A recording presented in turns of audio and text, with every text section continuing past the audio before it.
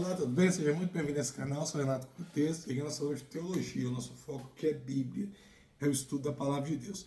Hoje é quinta-feira e, como toda quinta-feira, nós estamos estudando a Bíblia do zero, começando de Gênesis, estamos indo até Apocalipse. Hoje é a aula de número 9 do livro de Êxodo. Tá? Nós já passamos a metade do livro de Êxodo. Nós vamos estudar aqui o caminho até o Sinai. Tá? Nós vamos ver a provisão, a lei e a formação comunitária. Então já se inscreva no canal, deixe o seu like para poder estar ajudando o vídeo, ative o sininho das notificações para você ficar por dentro dos vídeos que for saindo e também compartilha com aquele amigo seu que você sabe que vai gostar de estudar a Bíblia também, tá? Vamos lá então. O que vai acontecer aqui? A saída do Egito não foi o fim da história, foi apenas o início de uma jornada que revelaria não apenas a fidelidade de Deus, mas também a fragilidade e o coração do povo. Ele havia libertado entre as margens do mar e os pés do Monte Sinai, estende-se um período decisivo, muitas vezes subestimado, mas fundamental para a identidade de Israel. É aqui que a nação recém-liberta aprende na escola árida do deserto o que significa depender, obedecer e pertencer a Deus, tá? Então é aqui que o povo de Israel, eles vão aprender a obedecer, vão aprender o que significa ser uma nação. Nós aprendemos na aula passada que eles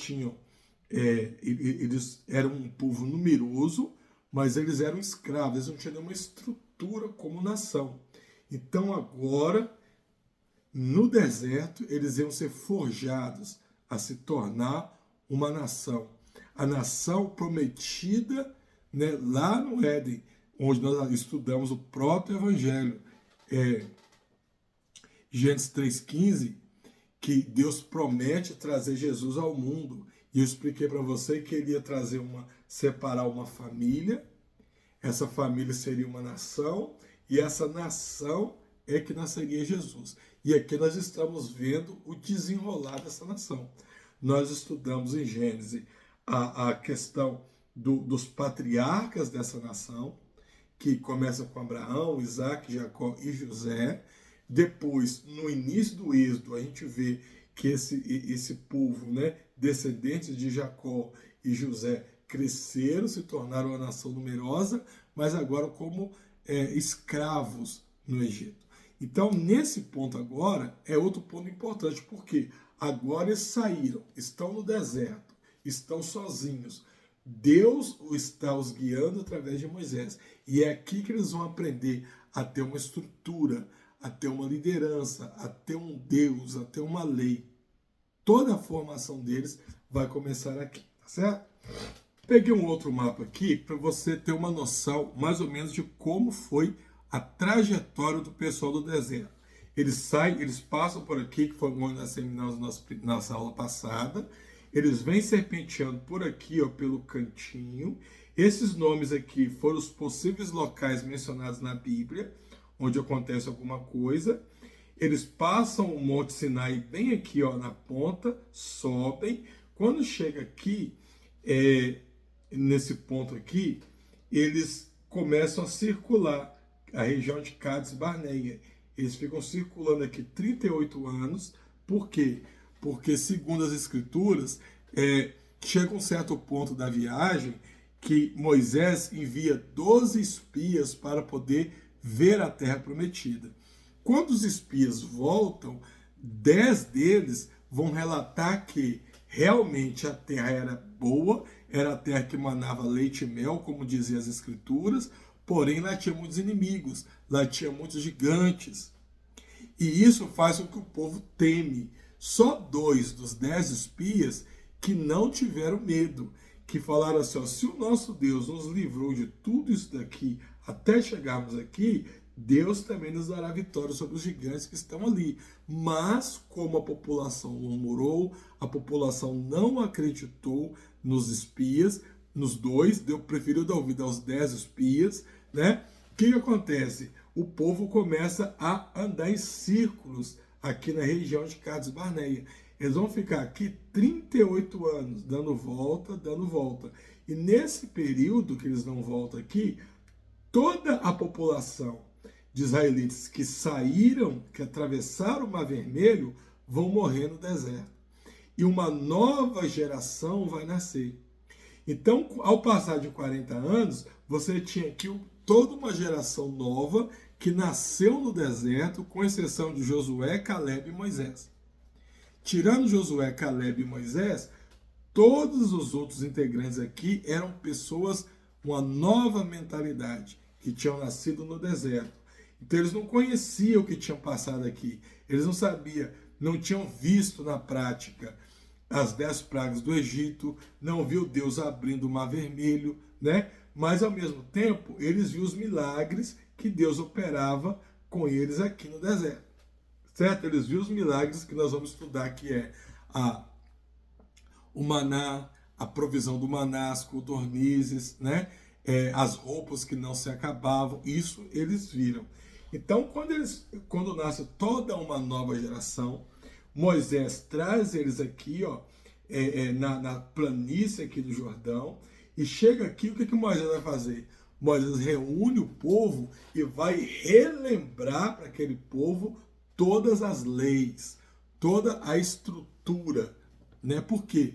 Porque o povo que sai daqui, como eu te falei, eles aprendem a ser nação no deserto.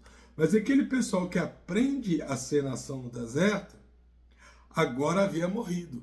Então seus filhos aqui vão relembrar essa lei. E esse recontamento da lei, essa repetição da história, é o nosso livro de Deuteronômio, que nós vamos estudar a parte daqui a pouquinho. Tá certo? Moisés conta para o pessoal a história de novo. Depois que Moisés conta, Moisés vai subir no Monte Nebo aqui e vai morrer.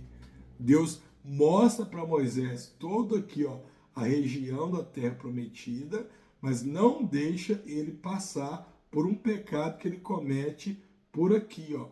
Por um pecado que ele comete por aqui, ele não pode entrar aqui. E aí ele não entra na terra prometida, Josué agora passa a liderar o povo, e aí eles atravessam o Jordão aqui. Eles atravessam o Jordão e entram na terra prometida, tá? Então isso é mais ou menos a trajetória que eles vão ter. Então nós vamos entender aqui, primeiro ponto sobre esse texto, é a questão do deserto.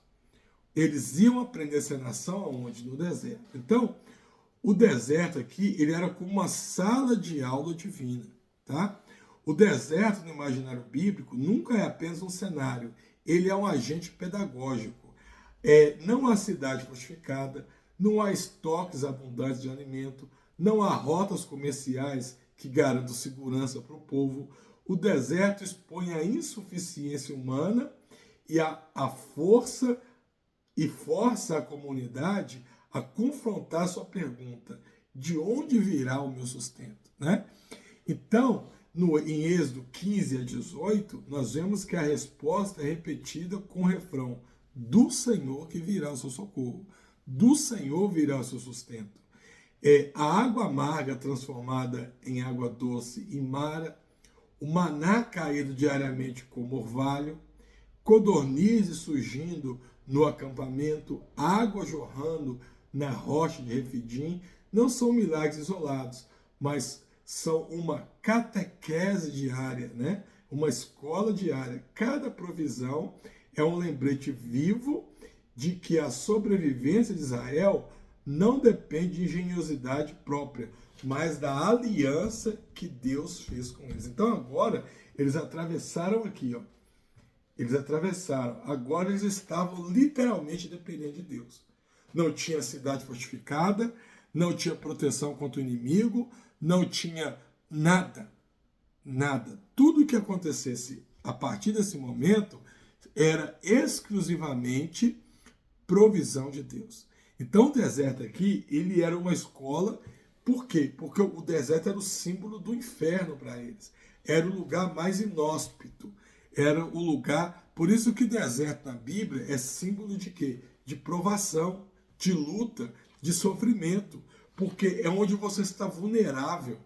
É o local que o ser humano depende de Deus para viver, porque você está à mercê, você está desprotegido de todos os lados. Então o crime é contra você, de dia o crime é uma coisa, à noite o crime é outro, os animais que tem ali também estão para te atacar, você tem ali os vales da sombra da morte, então o deserto era um local terrível. E aí vai começar a acontecer várias coisas no deserto, onde Deus ele vai lapidando aquele povo.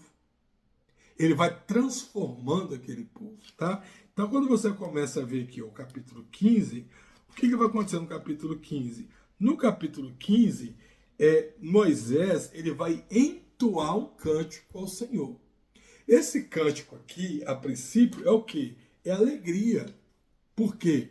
Porque Deus acabara de dar vitória sobre o Egito.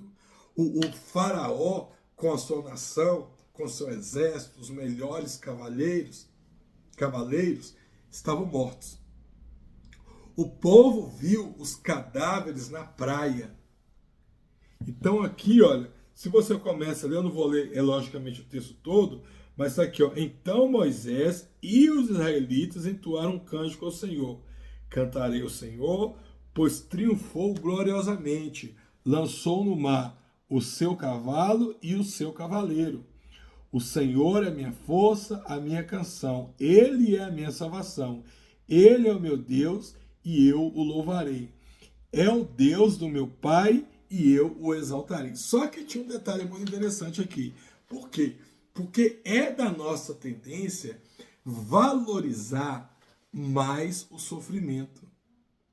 É da nossa natureza dar mais ênfase para aquilo que é ruim. Então, por que eu falo isso? Porque quando você tem... isso é até algo que vem do nosso pecado original.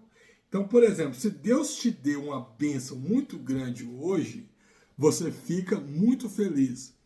Mas se eu coloco numa balança a quantidade de tempo que eu fico feliz com uma bênção e a quantidade de tempo que eu fico triste com uma derrota, a tristeza é muito maior. Certo? Ou seja, é muito mais fácil eu me entristecer depois que eu ganhei uma bênção do que eu me alegrar tendo uma bênção, né? E tanto é que as manchetes dos jornais hoje é assim. Se você pegar um jornal Fantástico, por exemplo, uma revista eletrônica famosa aí, quais os maiores destaques do Fantástico? Tragédia, não é? Se a pessoa tem um momento de vitória, vai dar uma notinha de rodapé. Sabe por quê? Porque ninguém interessa em vitória, as pessoas interessam em tragédia. Você vai numa igreja que a pessoa vai contar o testemunho, hoje a pessoa tem uma vida transformada.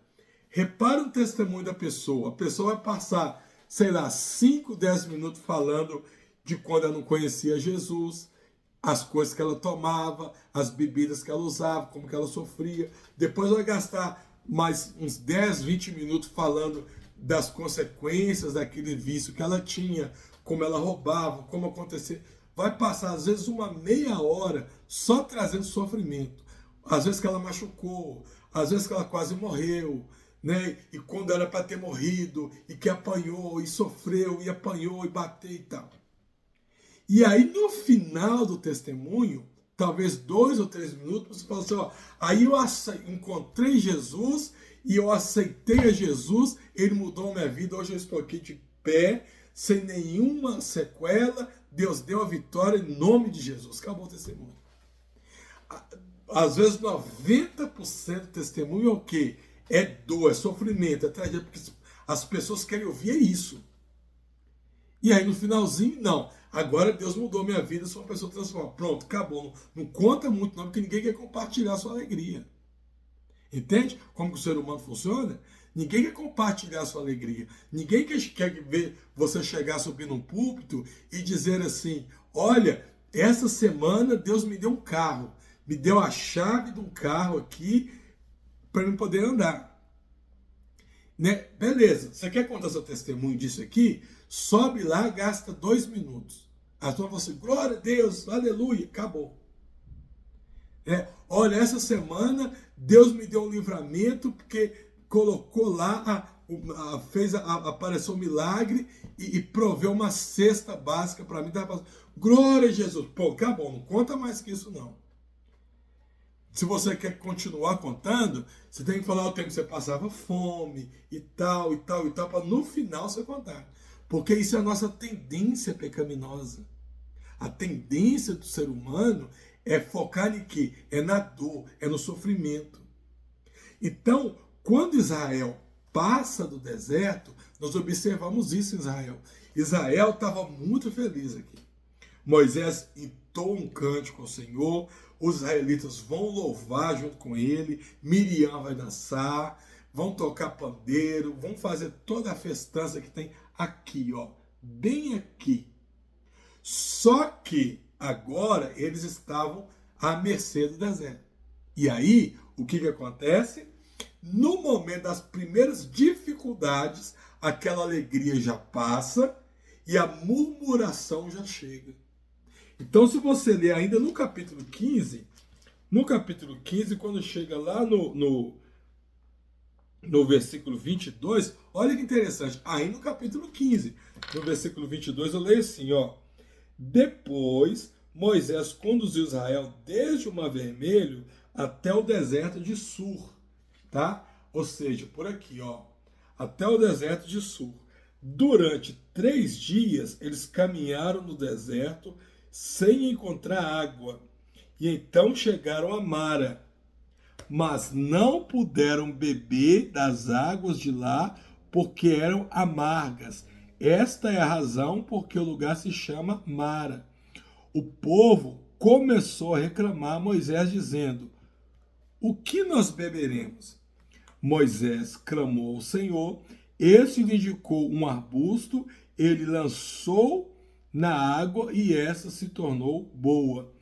Em Mara, o Senhor lhes deu leis e ordenanças e os colocou à prova, dizendo: se vocês derem atenção ao Senhor e ao seu Deus e fizerem o que lhe aprova, se derem ouvidos aos seus fundamentos e obedecerem a todos os seus decretos, não trarei sobre vocês nenhuma das doenças que eu trouxe sobre o Egito, pois eu sou o Deus que cura.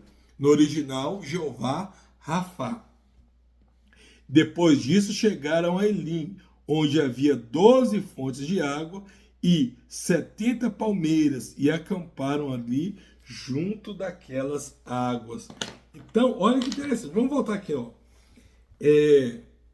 O povo começou, versículo 24. Quando chegaram em Mara, o povo começou a reclamar a Moisés. Reclamar a Moisés. O que nós beberemos? Veja que eles não estavam perguntando. Eles estavam reclamando. Então, perceba, quanto tempo... Vamos fazer uma matemática básica. Eles saíram daqui, viram Deus abrir o Mar Vermelho, certo? Viu a nuvem de fogo, a nuvem de fumaça, viu o faraó morrendo com o seu exército, viu os cadáveres aqui, olha, saindo na margem do rio. E aí o texto diz que, olha aqui, ó, chegaram a Mara, onde que fala que depois quando Israel, Mar Vermelho, Assus, durante 3 dias eles caminharam no deserto sem encontrar água e chegaram a Mara. Então, com 3 dias eles chegaram aqui, ó. 3 dias. E com 3 dias já foi suficiente para eles reclamarem com Moisés. Olha que interessante. O pessoal que viu um milagre desse, vários milagres acontecendo sucessivamente, as 10 pragas no Egito, a teofania lá da coluna de fogo, a coluna de nuvem, o Mar Vermelho se abrindo. Olha que interessante, o mar se abriu. O maior exército do mundo foi derrotado pela mão de Deus. Mas, passado 3 dias no deserto, a sede foi o suficiente para quê? para eles esquecerem tudo que eles tinham visto e reclamar. Sabe a primeira coisa que eu aprendo aqui?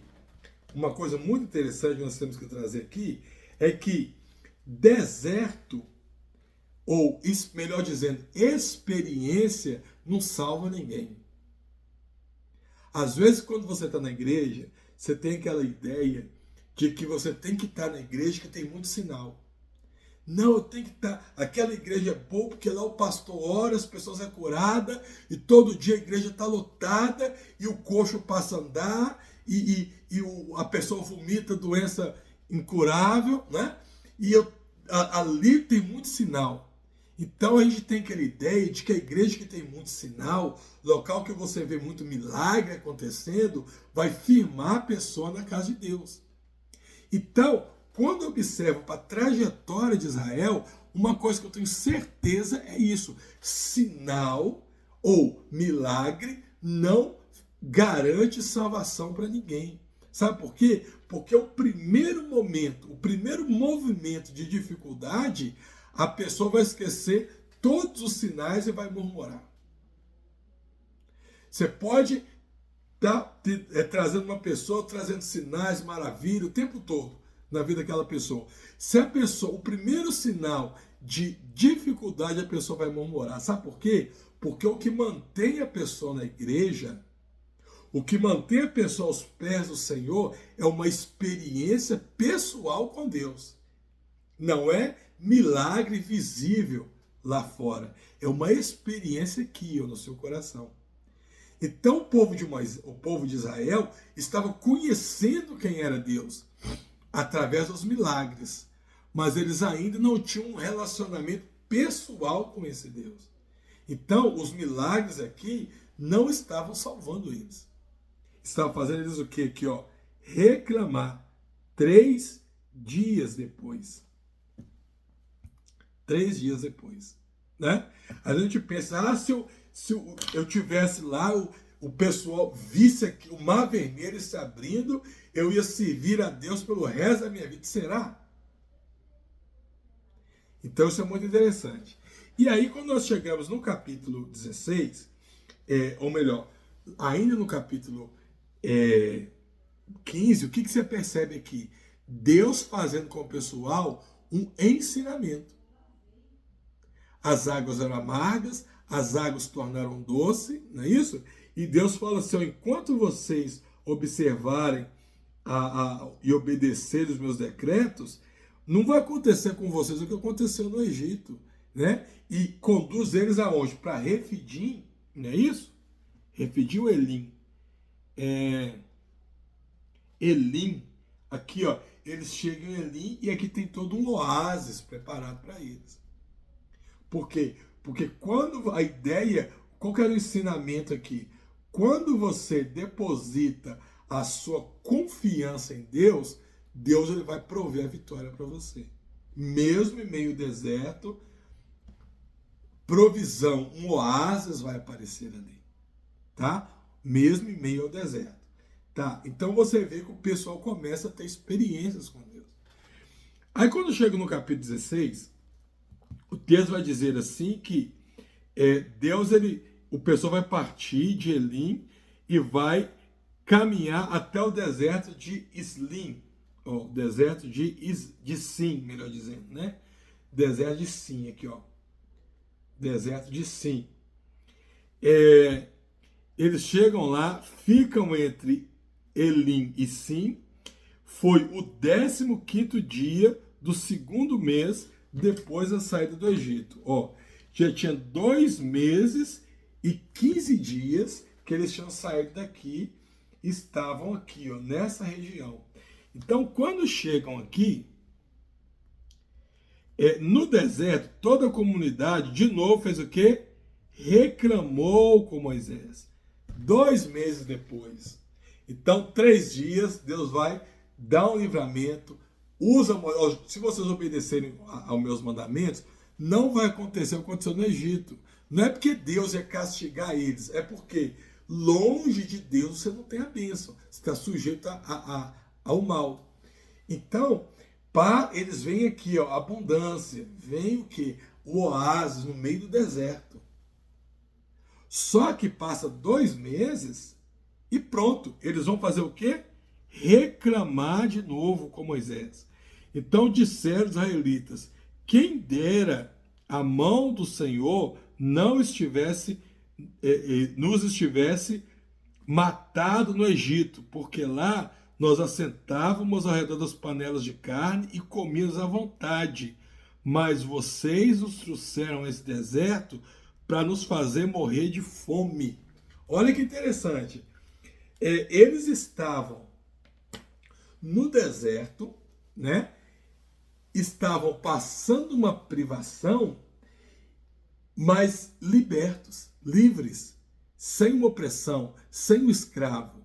Só que aquela fome para eles foi tão grave, no sentido que eles murmuraram tanto, que eles compararam ser melhor estar no Egito, sendo humilhado, escravizado, chicoteado, porém tinha panela de carne para eles se alimentar. Ou seja, o Egito, eles saíram do Egito, mas o Egito não tinha saído deles. Então perceba que era um povo que eles precisavam ter uma educação. Eles precisavam ser ministrados, educados ali no deserto. E isso começa a acontecer. Deus estava fazendo isso todo esse período.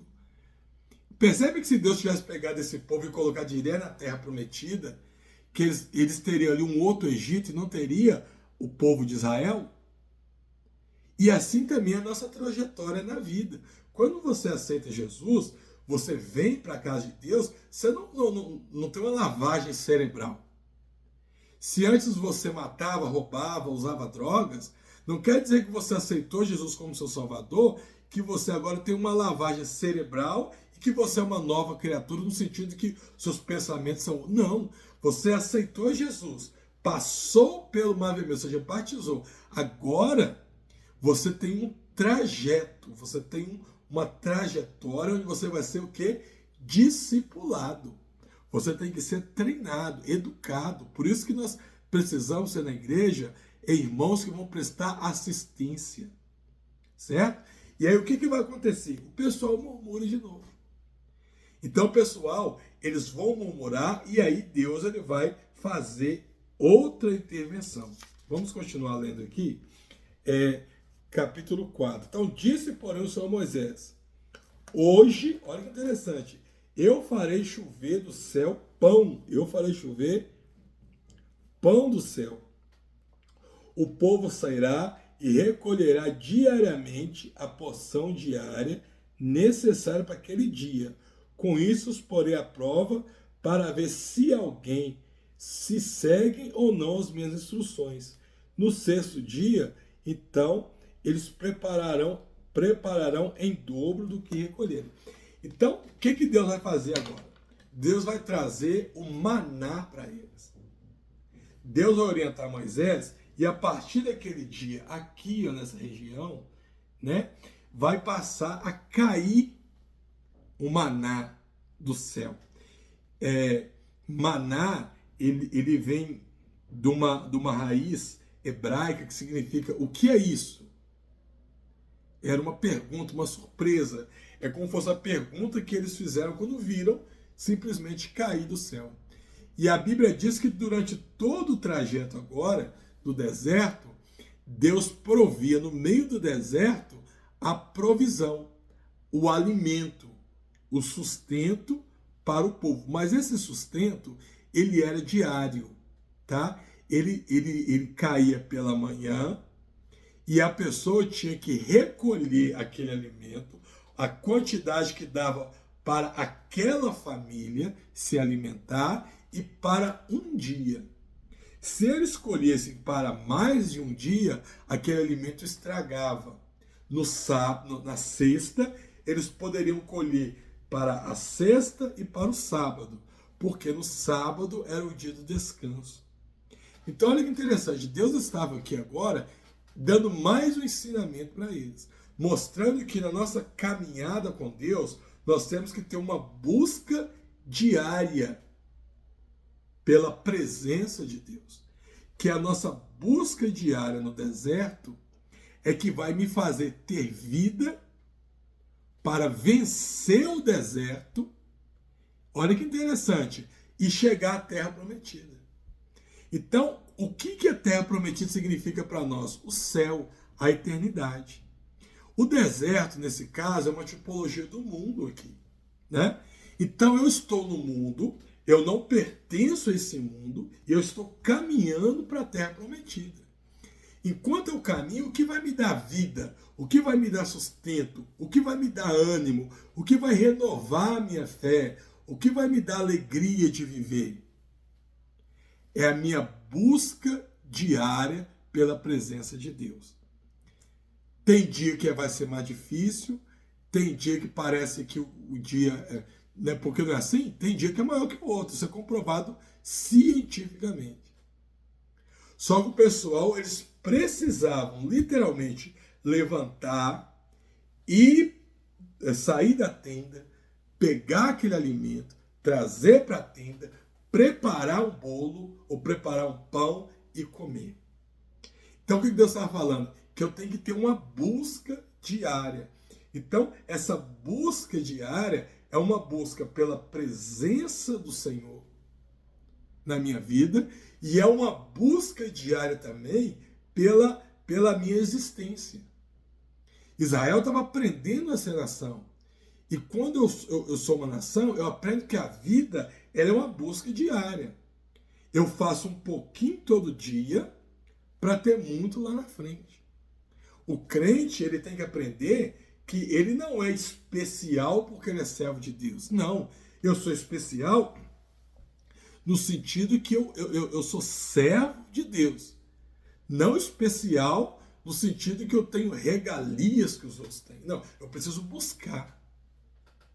E muitas vezes o crente ele vem para a igreja e às vezes nós somos educados na igreja que nós não precisamos buscar diariamente.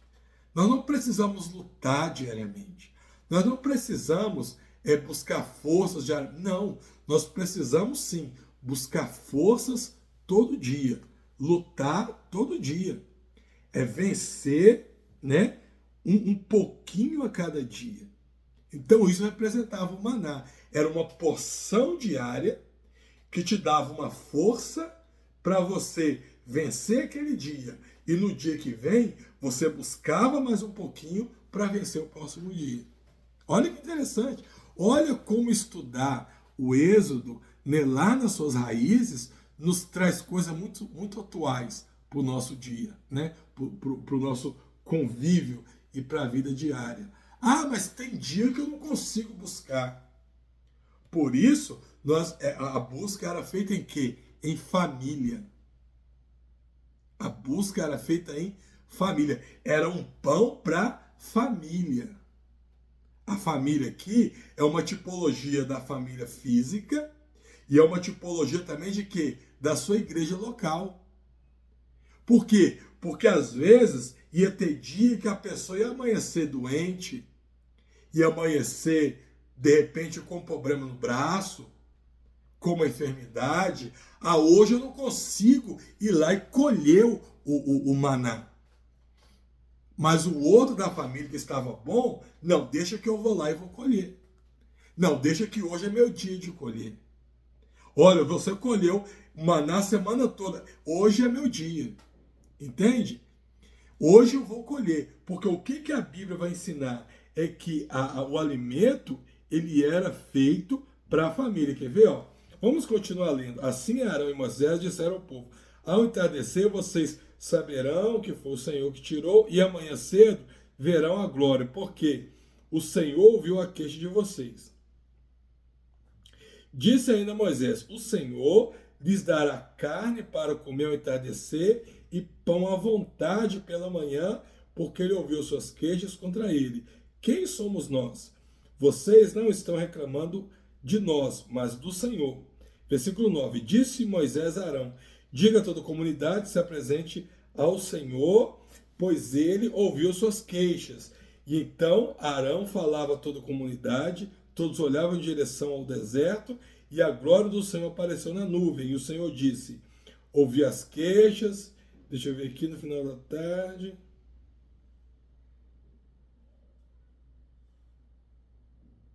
Deixa eu ver onde tem a orientação aqui.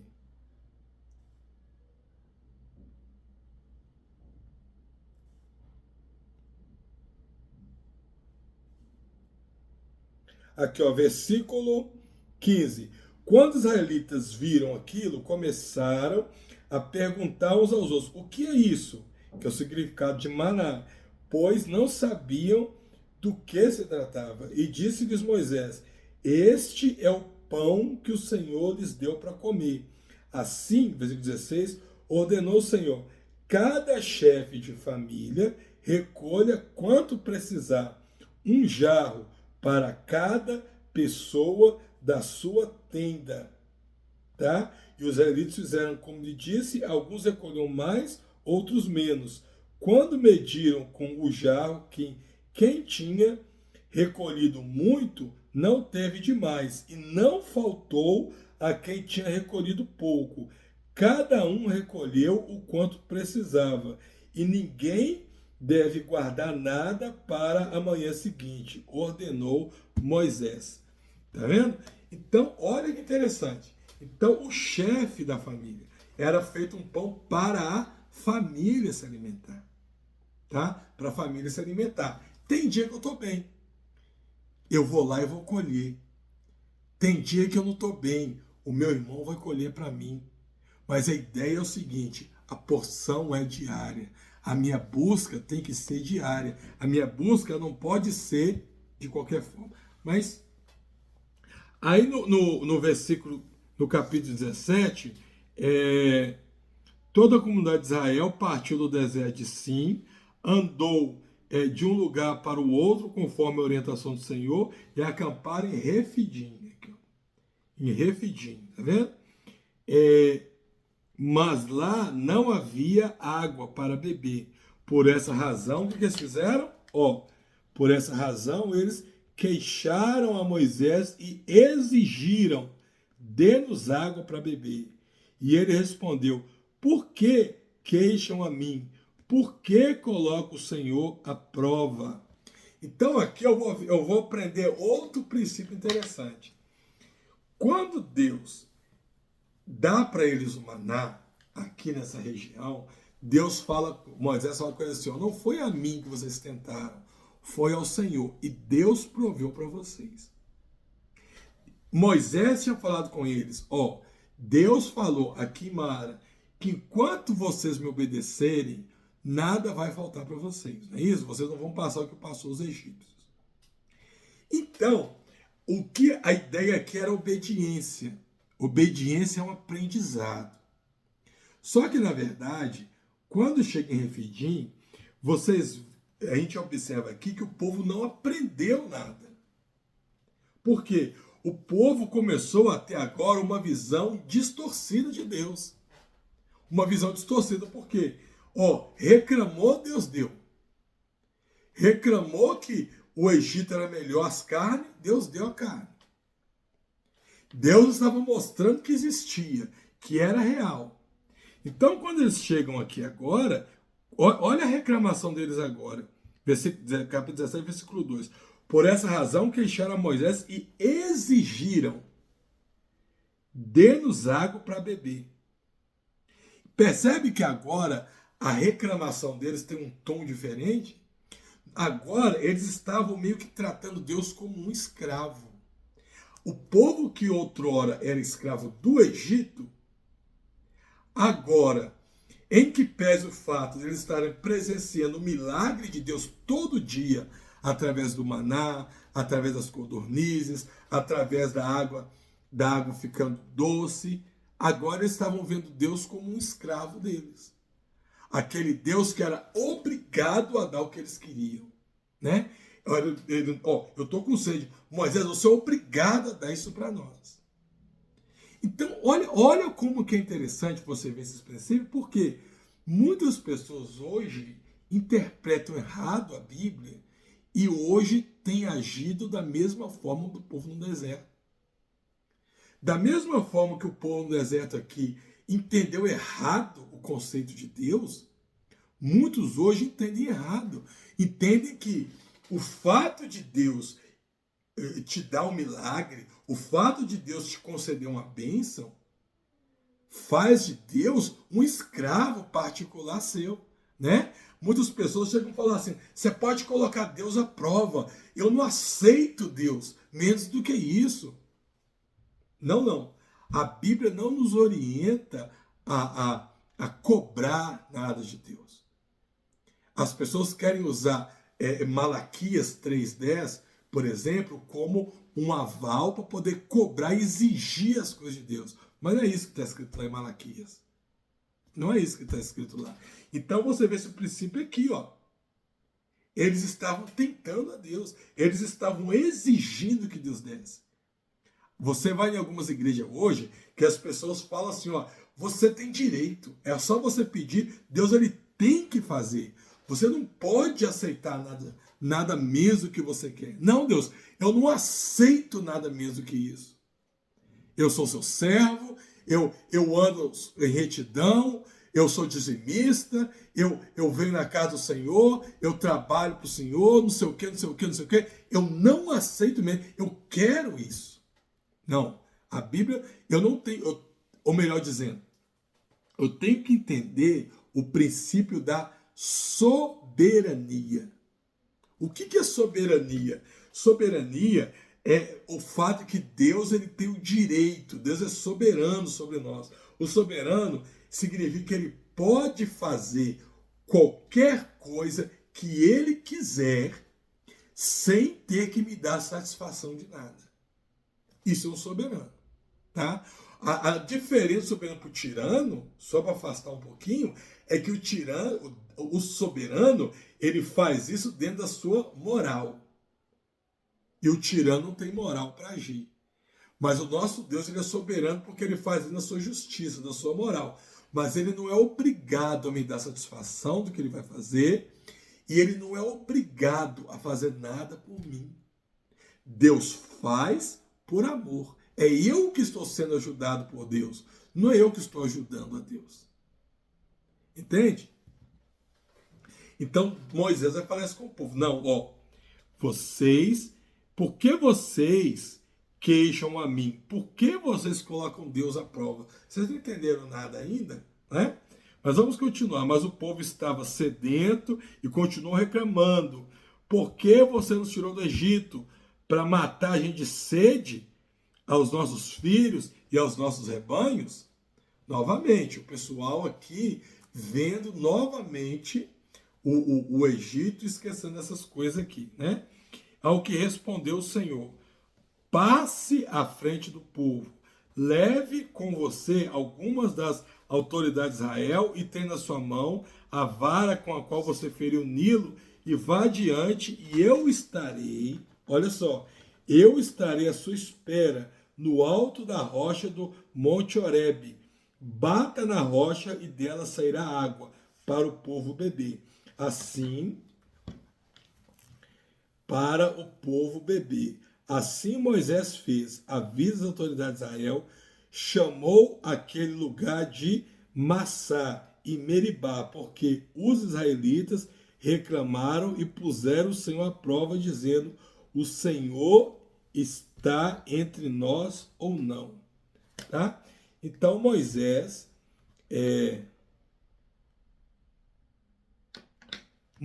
naquele dia bateu na rocha e dela saiu água para o povo beber. Tá? Então aqui, novamente, eles fizeram e Deus não obedeceu. Deus agiu. Outro princípio que eu vou aprender aqui.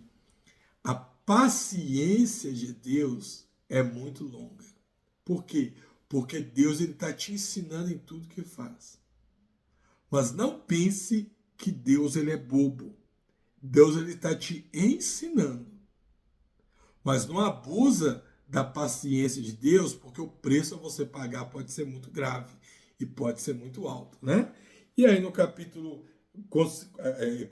continuando aqui, eles vão ter uma luta contra os amalequitas, vão vencer os amalequitas, né?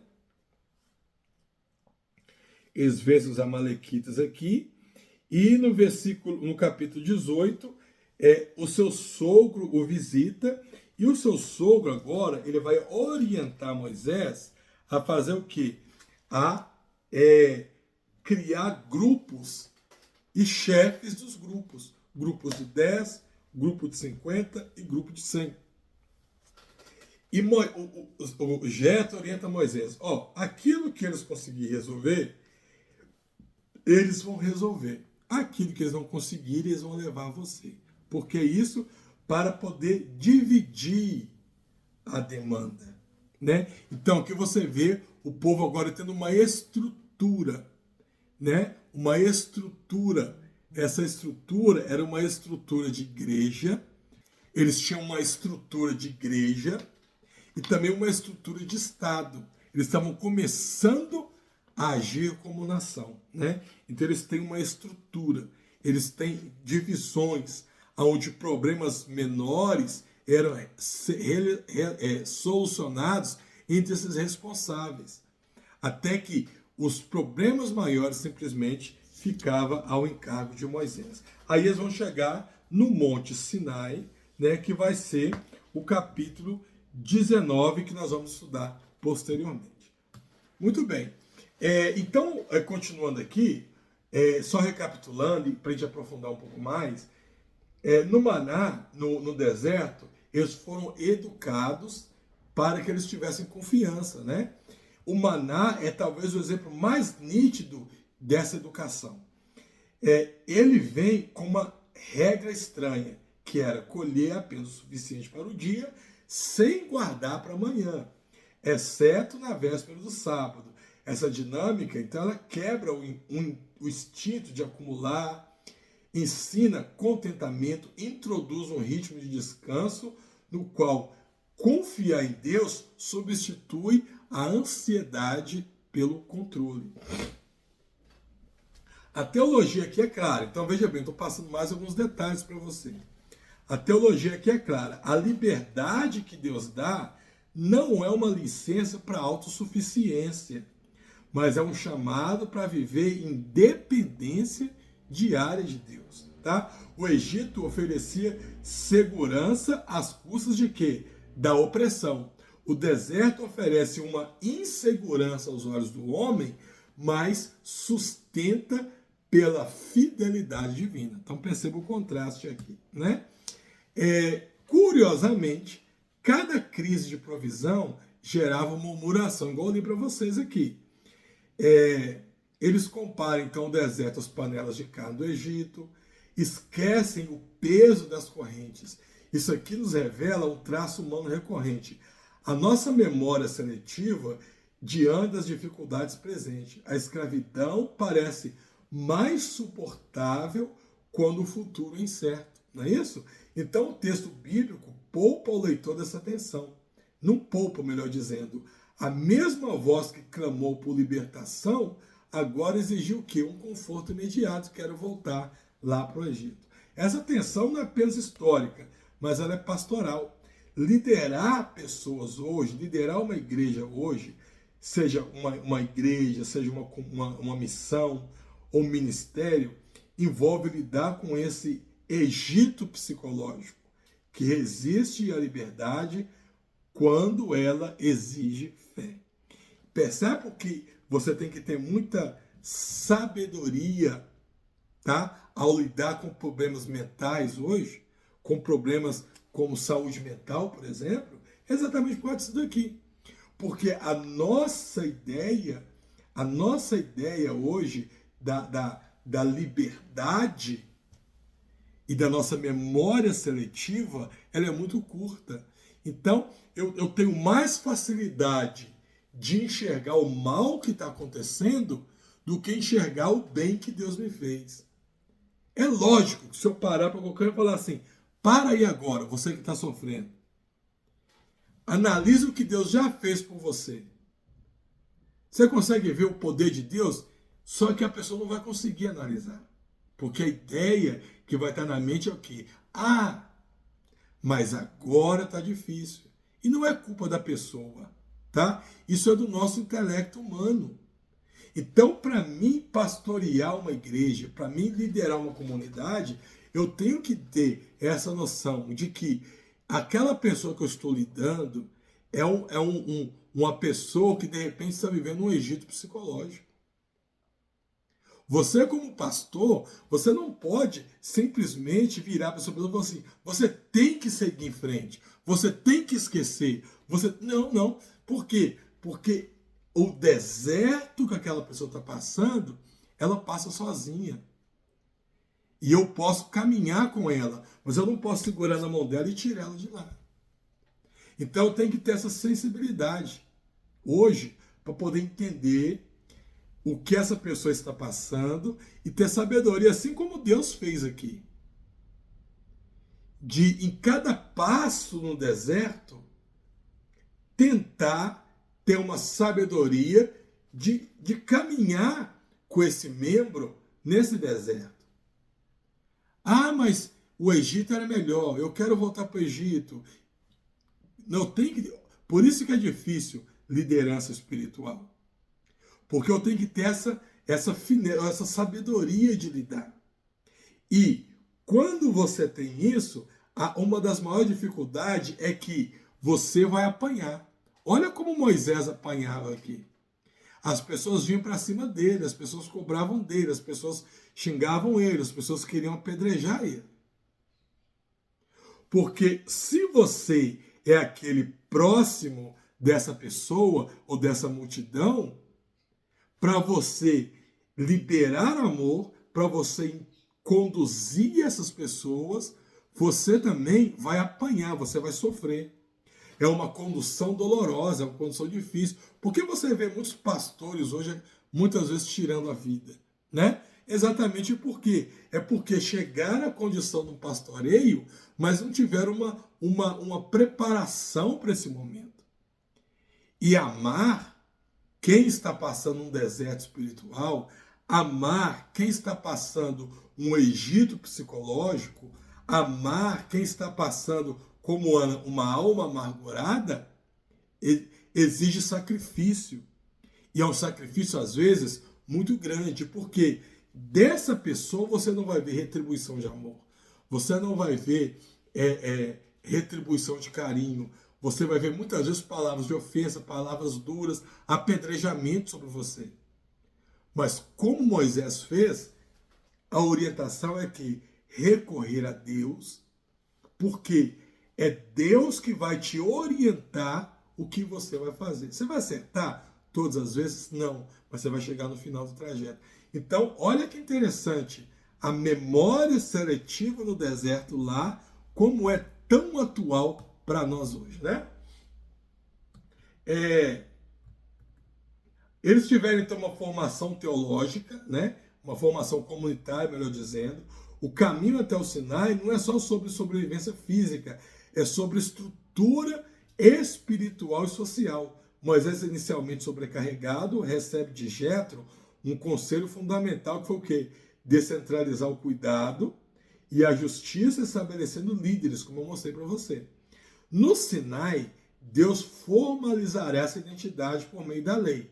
Mas antes, ele já está moldando, né, o povo no cotidiano, trazendo regras simples de convivência, mostrando liderança compartilhada, trazendo disciplina no recolhimento do maná. Observe, isso é antes da lei. Respeitando o sábado. O deserto aqui, ele é estratégico. Ele é um treinamento para a vida na aliança desse povo, né? E para a gente fechar, olha que interessante. O deserto, ele continua sendo uma metáfora poderosa para a nossa caminhada.